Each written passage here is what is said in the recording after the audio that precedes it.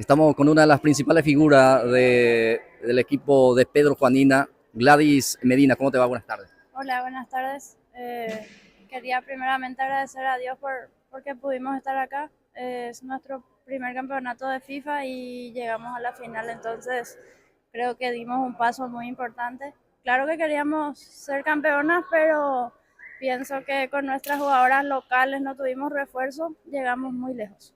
Sí, no pudo ser en lo deportivo a lo mejor en la final, pero estuvo muy cerca, ¿eh? Sí, el fútbol es así, pero lo bueno es que siempre tiene revancha, ¿verdad? El cansancio, jugamos de mañana, de tardecita, después de mañana, hace 3 días. Y así como les dije, nos vamos felices porque en el primer campeonato llegamos muy lejos. Yo quería agradecerle a mi familia y a toda la gente que estuvo con nosotros durante todo el proceso y a cada persona que me envió un mensaje de aliento. ¿Qué tal la experiencia acá en Santa Niña? Súper bien, la gente es muy amable, nos recibieron de la mejor manera y así que agradecida a toda la gente de Santa Ana. Muchas gracias. Gracias.